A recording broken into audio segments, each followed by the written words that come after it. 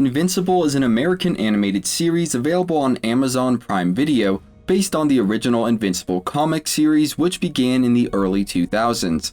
The entire season 1 of the show is now available, and I'm going to give my own review and thoughts in this video. I'll start out by reviewing the general and non-spoiler aspects of this show as a whole and give a verdict and score. Then I'll move on to the spoiler-heavy reviews of the various plotlines and character progressions in season 1.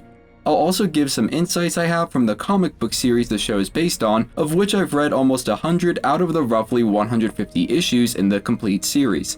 First, the review of the general aspects that apply to the overall show. I split these up into 5 distinct categories: story and plot, the characters, animation, voice acting and writing, and the musical score and sound design.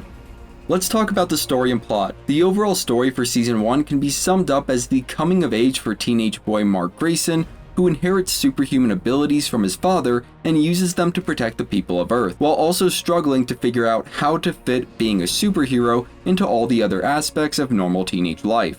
It's a story we've all seen before, but it is many of the plot points along the way that give it a genuinely unique twist. There are also some other plot points that are less enjoyable or creative, but I'll get into those later in the video. Overall, the main story, while basic, is also tried and true. The various plots and subplots are hit and miss and will have you vacillating between rapt attention and frustrated boredom. The main example of frustrating and boring being with the relationship plot between Amber and Mark. There are also a handful of plot differences or changes between the comics and the show. In some cases, these changes were fine, even good, and gave more depth or believability for a story taking place now, as opposed to the comics, which were written and took place in the early 2000s. In other cases, the changes were totally unnecessary and made for less believability.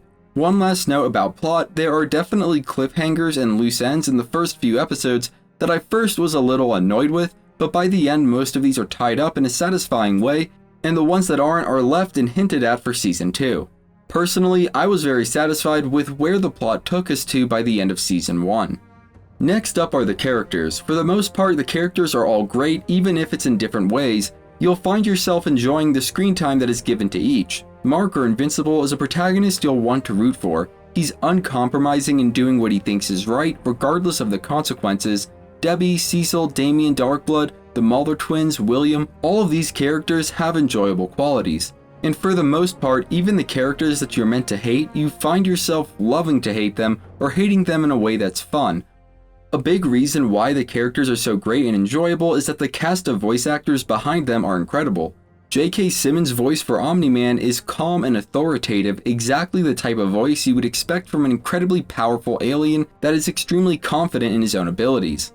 However, Simmons also has the ability to yell like almost no other, where the occasion calls for it, and it augments this sense of a volatile temper that you get from Omni-Man. Steven Yeun is a perfect fit for Mark or Invincible. His voice isn't too deep, it shifts into the higher, raspier pitches during heated arguments, all the things you might expect from a superhero in their teens. And when Invincible gets injured, Yeun is able to add that state of injury perfectly to the delivery of his lines. Debbie, Cecil, and even many of the more ancillary characters such as the Mauler Twins, Battle Beast, Titan, and so on have incredible voices behind them. Even Art the Tailor is voiced by legendary actor Mark Hamill, and I'm hoping we get to see him voice a half-mad villain in season 2 or 3. Eve is great, and even as much as I start to dislike Amber over the course of the season, Zazie Beetz still does a superb job voicing her lines. Seth Rogen as Alan the Alien is also awesome. Alan is an extremely chill, lighthearted, and fun character in the comic book series, and Seth Rogen fits that personality perfectly here. Also, the writing is done extremely well in this series. What the different characters each have to say is often important, fitting to the character, and reveals a lot about their motivations, intentions, and experience. Many of the lines come directly from the comic-based source material, adding a level of faithfulness that longtime fans will appreciate. I've rarely had any situations where someone said something that seemed out of character. The animation is some of the best I've seen in recent years and one of the most enjoyable aspects of the show. Thinking about action scenes from the comics that played out similarly in the show is the undisputable winner every time with how fleshed out and detailed every action was. Again, I'm trying to avoid spoilers here, so I won't go into too much detail, but you can tell that the animators of this show are not only gifted, but also have a true passion for the process of bringing various fights and scenes from the comics to life through animation. Alright, now onto the musical score and sound design. So we'll start with the musical score or instrumental music. The main theme song and music that often plays during action sequences is all great, especially that theme song. Definitely go give it a listen if you haven't heard it before. So as far as instrumental and thematic music goes, it's all very good and helps liven up the action. There are also some lyrical songs used in fitting ways and that add to the scenes they're in. However, there are some specific pop song based scenes sprinkled throughout the 8 episodes that, in my opinion, are totally unnecessary. Right now, I'd wager that many of these bubblegum pop songs that are used are going to annoy most viewers. Even if that's not the case and I'm just out of touch with current music trends, 20 years down the road, these songs will definitely be dating the show in a cringy way. The best part about these song sequence scenes is that they don't come up often. On average, it's once or less per episode. Although I gotta say, there are 2 of these song intrusions in the final episode that for me sort of lessened the impact that the previous scenes had, but they didn't absolutely ruin the experience. For the sound design, it was all really great. The sound of blows landing, blood sloshing, gun shooting, it was all extremely enjoyable. There are also some unique sounds when it comes to powers. Eve's flying is a great example. It has this really cool and unique sound that goes along with it, always notifying viewers of her arrival or departure even when you can't see her on screen. The sound designers clearly put in a great deal of effort and thought when coming up with the unique sounds for all of the various powers on display. The sound design, voice acting, and animation all work together to deliver something that the original comics would find difficult to match. The intelligent and well-structured writing of the original comic series provides a framework to wrap everything around, making for a cohesive and enjoyable storytelling experience. Overall, I want to give this series and season a 9 out of 10. The only point I'm taking off has to do with some of the more boring or trite aspects of the plot, mainly with Amber, and the few annoying and unnecessary pop songs that ruined some otherwise great animated scenes. Everything else, the animation of the fights, the voice acting, the characters, sound design, musical score, it's all exceptional and some of the best that American-styled animation has to offer. One other difference I should point out from the comics is that the comics is a lot quicker paced and so it gets through the various plot points faster, but for the most part I like how the show fleshes things out a little more and spends more time on each plot point. With this season only scratching the surface on the nearly 150 issues of source material to work with, I'm excited to see what's in store for us in season 2. Now let's move on to the more detailed review for the different plot lines, and fair warning, this part will contain heavy spoilers for all episodes of season 1. I'll also be making some specific comparisons to the comics, but shouldn't be spoiling the comics any more than the events in season 1 of the show would. Also, I have a detailed summary video for each episode if you want to go get a refresher on any of the scenes I reference in these reviews. This also won't be in any specific order. I'll be talking about the main plot and subplots one at a time, each from start to finish over the course of season 1.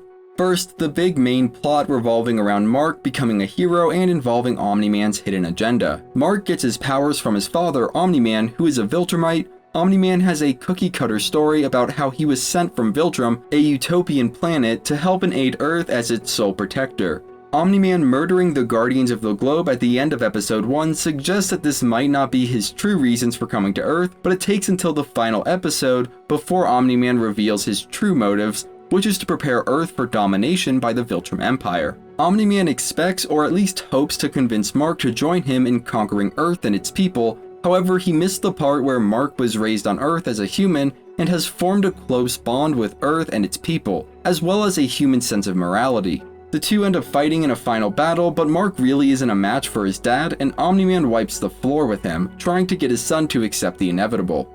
However, as we have seen over the course of season 1, Mark is extremely stubborn in doing what's right, even if he suffers personally because of it. He's so stubborn that he'll even go against his own father.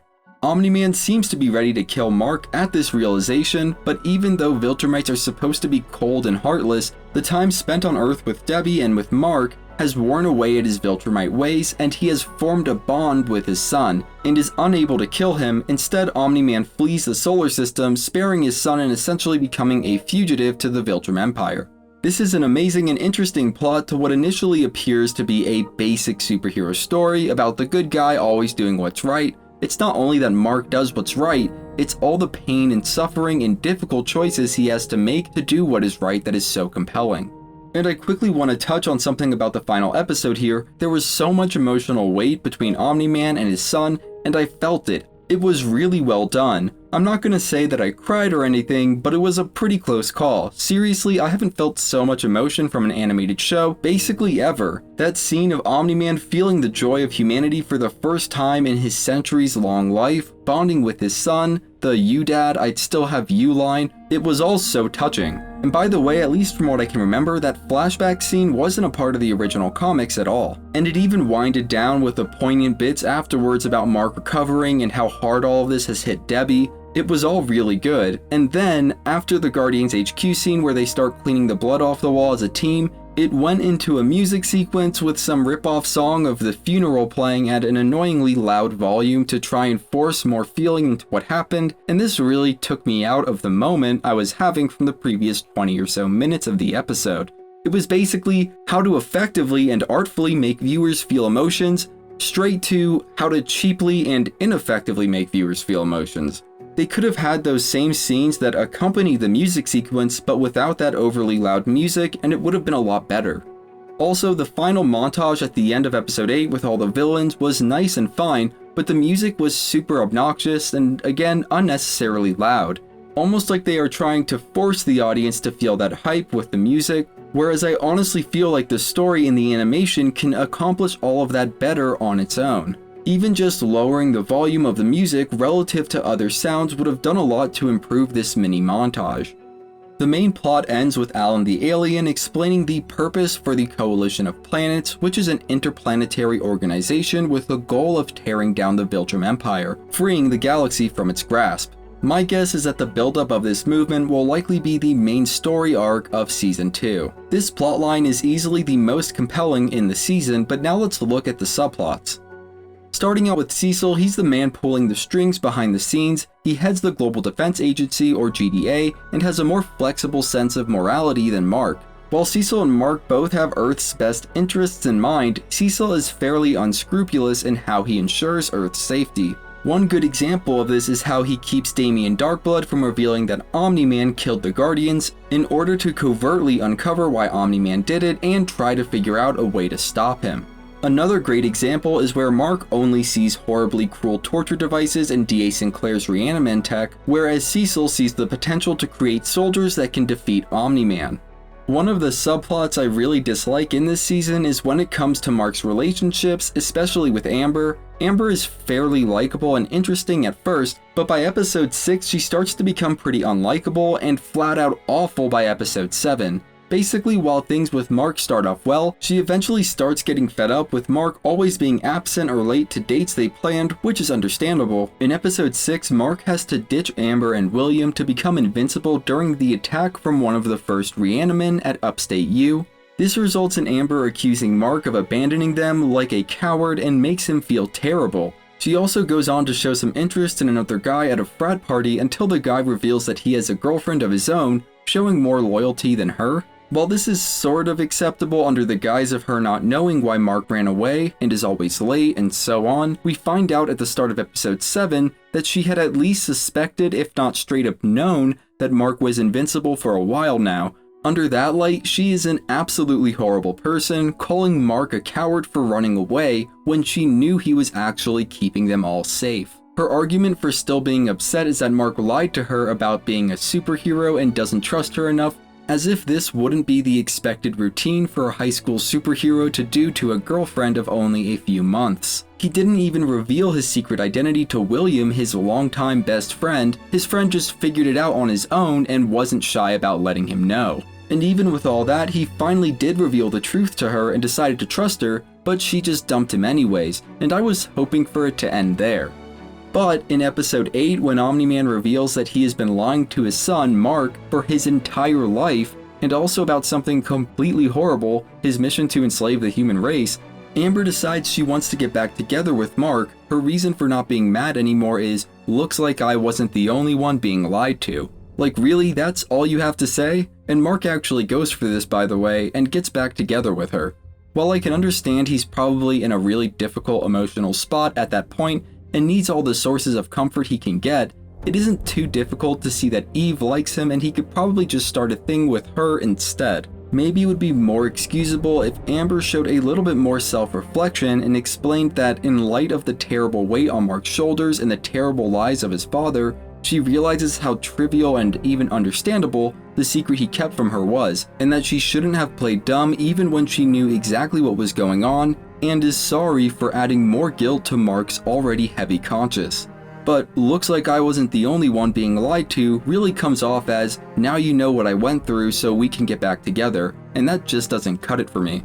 Comparing to the comics, Amber is probably a more boring and basic character, and while she does accuse Mark of being a coward and abandoning her at Upstate U in the comics, she genuinely didn't know he was a superhero, so it was way more understandable. While the relationship stuff isn't really handled in a more interesting way in the comics, I can safely say that it is much less aggravating to watch play out, and you don't end up hating Amber as a person. Next, I want to talk about Debbie, Mark's mom. Debbie is a great character. While a mundane human, she's nevertheless extremely strong in terms of character and will. She, like Mark, wants him to do what is right, and you really feel for her by the end of the season as Omni-Man, her husband, basically calls her insignificant, leaving her to pick up the pieces of a broken life. While similar to Debbie from the comics, this version of her is a little more active and assertive, which I like.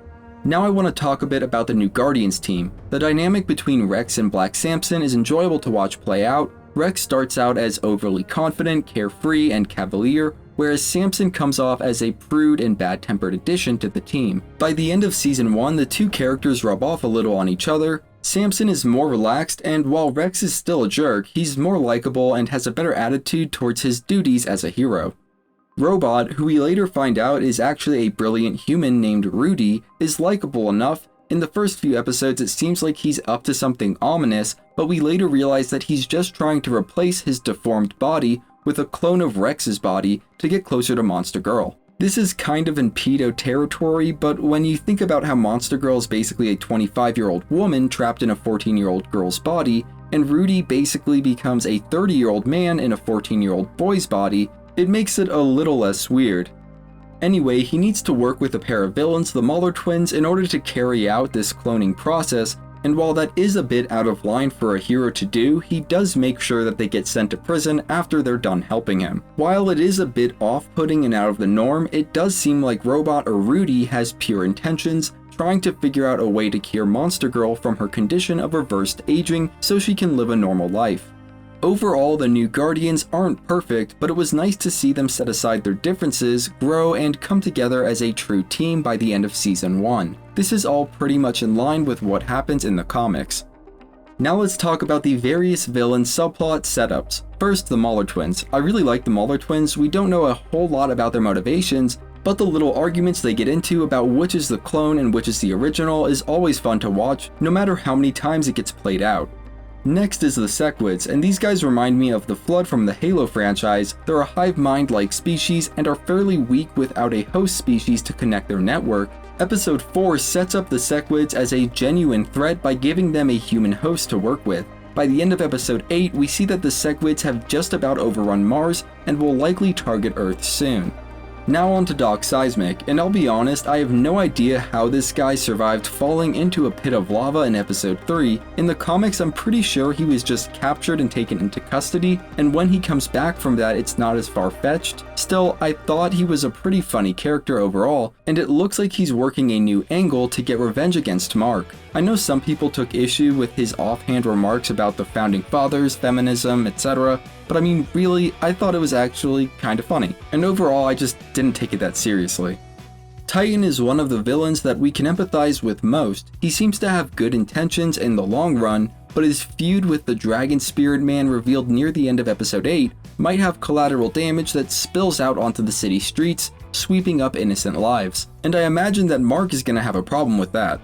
Next up is Battle Beast, and the reason why I like Battle Beast is because he shows the immense threats that exist in the galaxy. When Invincible first fought him, he didn't stand a chance, so hopefully we can see Mark grow as a hero, as much in character as in strength, and get a solid rematch with Battle Beast by the end of Season 3. We even see Cecil being set up to be a potential villain at the end of Episode 8. Mark doesn't know yet that Cecil is actually working with D.A. Sinclair to build new and improved Reaniman. Given how much Mark despised D.A. Sinclair and his inventions, and given that Cecil assured Mark that he would lock up Sinclair and throw away the key, I imagine that Mark will have some choice words for Cecil if and when he discovers the secret being kept from him. Conquest isn't in the final montage of Episode 8, but he does show up in Omni-Man's story about the true nature of the Viltrum Empire. I'll leave it at that for now, but I'm definitely looking forward to seeing more of him in the future seasons, and it's cool that they hinted at him here. So I think that's a pretty good breakdown of all the subplots in the main plot, and I really enjoyed basically everything except for the relationship stuff between Mark and Amber, and I'm especially looking forward to seeing all of these villain setups unfold in the next couple of seasons. I highly recommend this series despite the relationship stuff and the handful of disrupting music sequence scenes. If I left anything important out, or if you want to share your own opinions on the show, feel free to do so in the comments. If you want to see more great content, I'll leave a few good videos at the end of this video, or you can head over to my channel where all those videos are hanging out. And if you're new, consider subscribing. You're helping me feed my cat. Her name's Marshmallow. Have a great day. If you're here today, have a great Monday and a great week, and as always, thanks for watching.